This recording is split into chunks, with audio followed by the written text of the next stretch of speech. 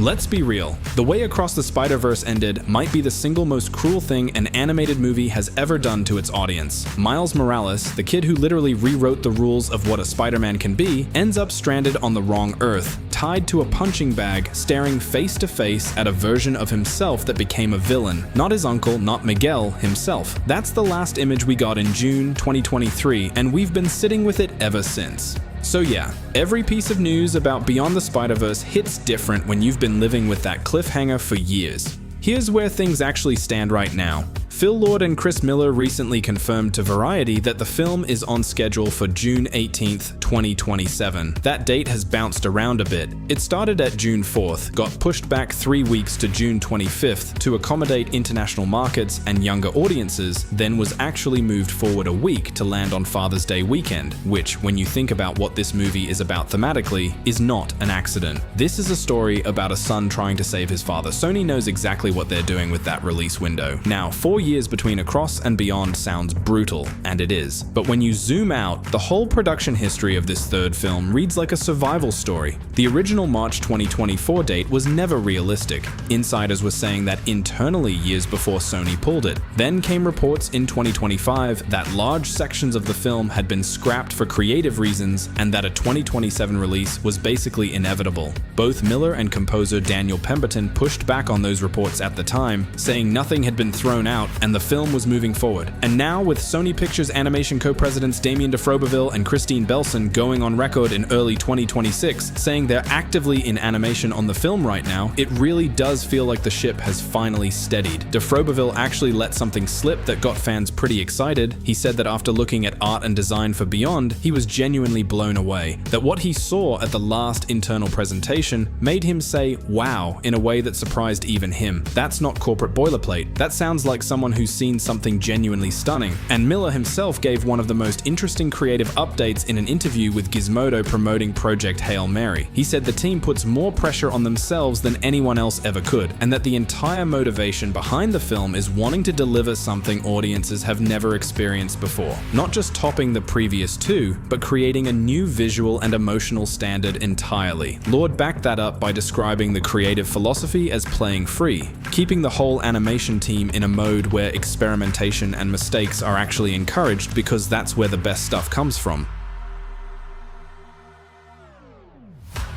Speaking of new visual standards, the update on the Spot is the one detail that actually made me sit up straight. Miller confirmed to Variety that Spot's appearance is going to evolve in a way that takes the film into a level of abstraction that the franchise hasn't reached before. He described what Spot does visually as something that's going to be genuinely great, and Lord added that it'll take audiences to places of abstraction that feel completely new. Think about what Spot's design already did in Across, starting as almost a joke villain and escalating into something genuinely terrifying as he gained more control over the portals in his body. If they're pushing that further in Beyond, we might be looking at the most visually surreal villain sequence in mainstream animation history. My honest theory is that a fully powered Spot essentially becomes a living void. Not just a guy with holes in him, but something closer to a sentient black hole that erases the borders between universes. The footage screened at CinemaCon back in March 2025 apparently showed Miles declaring he was going to do things his own way, and descriptions compared the visual language to A Space Odyssey. If that's the direction Spot's design is heading, that comparison suddenly makes a lot of sense.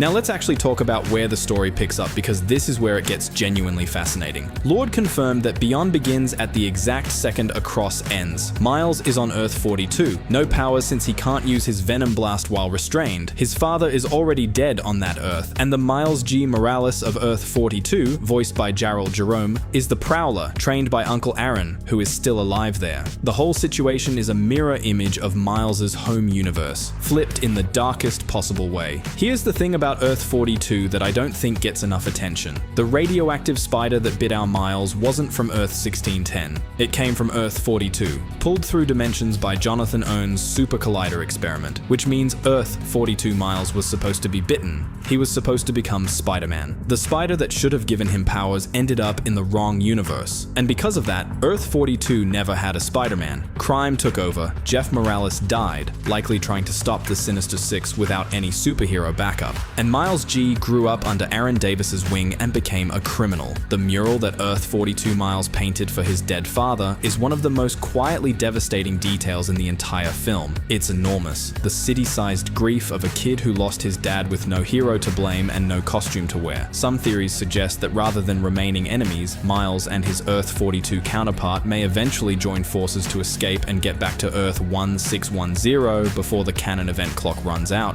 And I actually believe that, not just because it makes narrative sense, but because of a detail Miles himself throws out in Across, the bit about having two cakes. If canon events require loss to create a Spider-Man, then the two Mileses together could actually represent a loophole. Earth 42 Miles already lost his dad. Earth 1610 Miles already lost his universe's Peter Parker.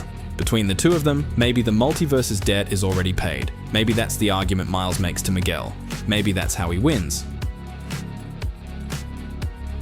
Because, let's be clear, Miguel is not the villain of this story, but he is wrong. The whole canon event theory that drives the conflict of Across is built on pattern recognition, not actual universal law. Miguel watched his world collapse after he tried to rewrite his own canon event, and he built an entire ideology around preventing that from happening again. But Miles was never supposed to exist as Spider-Man in the first place. He's an anomaly, not a variant. The rules of canon events were never designed to account for him, and if Miguel's framework can't handle the original anomaly, then maybe the framework is broken. Beyond has to address that. Either Miguel admits he's been enforcing a system built on incomplete data, or he doubles down and becomes the final obstacle Miles has to overcome. Either way, that confrontation is going to be one of the most emotionally loaded moments of the entire trilogy. Meanwhile, Gwen is out there assembling her own rescue team. That's basically the Into the Spider-Verse crew reassembling, and there's something poetic about the team from the first film being the ones to bring Miles home for the last one.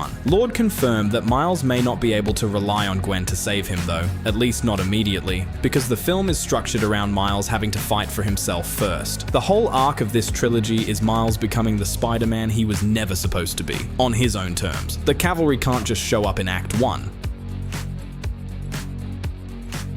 On the production side, the directing team for Beyond is Bob Persichetti and Justin Thompson, not Kemp Powers and Joaquim Dos Santos, who helmed Across. Persichetti co-directed the original Into the Spider-Verse, and Thompson served as production designer on the first film and co-director on the second. Lord and Miller wrote the script alongside Dave Callaham, who co-wrote Across. They also brought in live-action cinematographer Alice Brooks to handle camera work, which is a genuinely unusual move for an animated feature and suggests that Beyond is going to feel more grounded and cinematic in certain sequences, even while the visual style gets more abstract elsewhere. That tension between intimacy and abstraction is exactly what this story needs. The IMAX announcement deserves more attention than it's gotten. Beyond is set to be the first fully animated film designed for the complete IMAX format. That's not a reframe or an upscale. This is a film being built from the ground up for the largest screens on Earth. Every frame of this movie is going to be constructed with that canvas in mind. For a franchise that already feels like it breaks the screen it's playing on, that's a staggering commitment. As for a trailer, nothing officially yet, but the best guess based on how Across was marketed is that a teaser could drop at Brazil's Comic-Con in December 2026, followed by a full trailer at CinemaCon in early 2027. We've already seen 5 official still images released last April showing Miles, Gwen, and Prowler, and the CinemaCon footage that played in March 2025 reportedly generated a strong reaction. Sony Animation has also confirmed that both the Spider-Gwen and Spider-Punk spin-off films are actively in development, which means Beyond isn't the end of this universe. It's the end of Miles's chapter. The world these films have built is too rich to close the book entirely after one trilogy, but the trilogy itself, that's the thing that matters most right now. Miller has said clearly that this is the most emotional of the 3 films. Shemaik Moore has been telling anyone who will listen to get ready. Composers, directors, voice actors, everyone attached to this project talks about it like it's something they've never made before. The pressure is enormous and they all know it.